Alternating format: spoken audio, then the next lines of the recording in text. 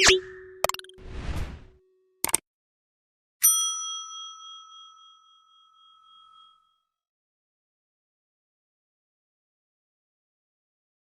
де сізде төсек қатынас мәселесі болса, денсаулық, жыныс денсаулық жағынан сұрақтарыңыз болса, міндетті түрде менің Instagram парақшама тіркеліңіз.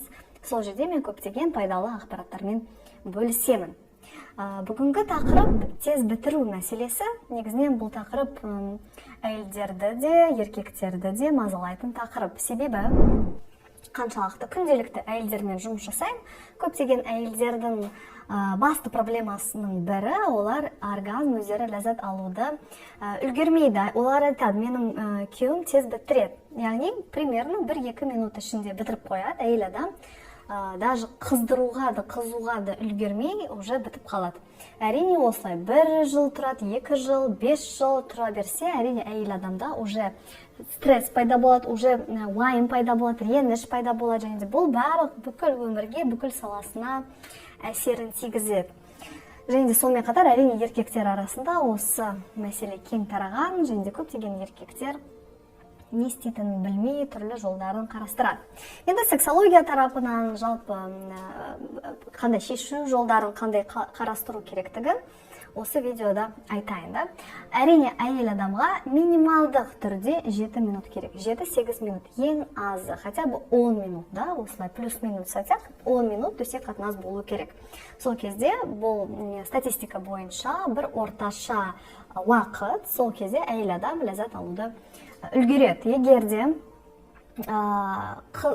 прелюдия болады деген, яғни төсек қатынасқа түскенге дейін, яғни мүшені әйелдің мүшесіне кіргізгенге дейін, оны пенетрация дейді.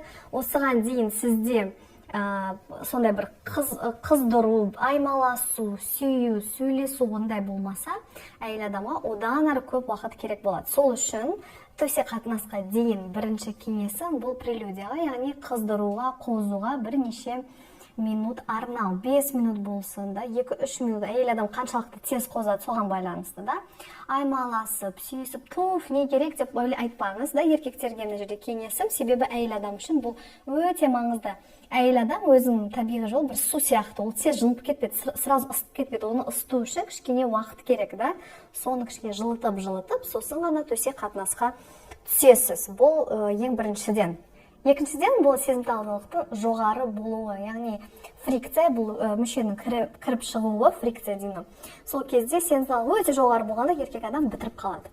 Сол кезде сезімталдығын төмендеу үшін кейбір кеңестерді айтайын. Ең біріншіден, бұл темп. Өте тез жасамасыз, тез болмау керек. Ақырындап шығып, ақырындап шығару. Сол кезде сіз өзіңіздің сезімталдығыңызды контролируйте, да, значит, оны қадағалайсыз. Өте тез, резко бітірмес үшін. Бұл біріншісі.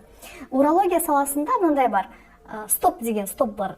Жасай-жасайсыз, тоқтатасыз. Осылайда жасауға болады. Бұл да сезімталдылықты ұстап тұрады. Яғни тез бітірмеуге сізге көмектеседі. То есть тез жасамаңыз. Үшіншіден, бұл позаларды ауыстыру, яғни түрлі поза, бір позаларды сіз тез бітіріп қалсаңыз, түрлі позаларды қарастыңыз, кейбір позаларда мүмкін сіз ұзақ жасай аласыз. Соны да қарастырып көріңіз. Әрине, ең дұрысы бұл әйеліңіз екеуіңіз қарастыру, да, осындай проблема бар. Енді оны шешу үшін позаға қараңыз, темп өзгертіңіз, осыны қарастырыңыз. Келесі кеңес бұл пролонгаторларды қолдану. Пролонгатор бұл арнайы крем. Ол түрлі аптекаларда сатады, секс-шоп дүкендерінде сатылады. Бұл еркек кісі мүшесіне жағады, төсек қатынасқа түскенге дейін, сосын жуып тастайды, и сіздің сезімталдылығыңыз төмендейді, солай жасап көріңіз. Бұл денсаулыққа кері әсері болмайды, оның түрлері бар, әрине сұрастырасыз да, қайсы жақсы, оның түрлері бар, соны да қолданып көріңіз. Кейбіреу, мысалы, мүше қапты қолданады сезімталдық азайту үшін, бірақ сіз постоянно мүше қапты қиын болған соң, оны да просто қарап көру үшін жасауға болады, бірақ болашақта бәрібір түрлі басқа да шешу жолдарын қарастырыңыз. Келесі шешу жолдардың бірі бұл ойларыңызды, яғни ойларыңызбен кішкене сөйлесіңіз әйеліңізбен, ойыңызды бөліңіз. Себебі өте қатты сезімталдылықта болса, сіз тез бітіресіз. Ал әйелмен төсек қатынас сөйлескенде ойыңыз кішкене бұзылады, да? Бұзылған деген ауыстырасыз ойыңызды, и сол кезде сіз ұзақтау жасай аласыз.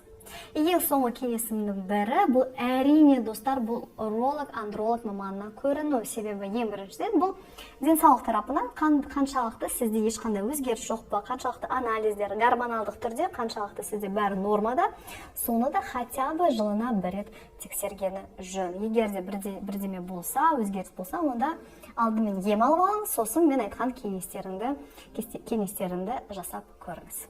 Осы тақырып сізге ұнаса, сұрақтар болса, міндетті түрде лайк басып, пікір қалдырыңыз. Және сонымен қатар басқа да сұрақтарыңыз болса, төсек қатынас мәселесі, денсаулық, жыныс денсаулық мәселесі болса, менің осы видеосында Instagram парақшаның сілтемесіне кіріп, міндетті түрде тіркеліңіздер. Өте көптеген пайдалы ақпараттарды табасыз. Ал осындай жаңа видеоларымды жіберіп алмас үшін міндетті түрде каналыма подписаться етіңіз, тіркеліңіз және де колокольчикті басыңыздар. Рахмет, сау болыңыз.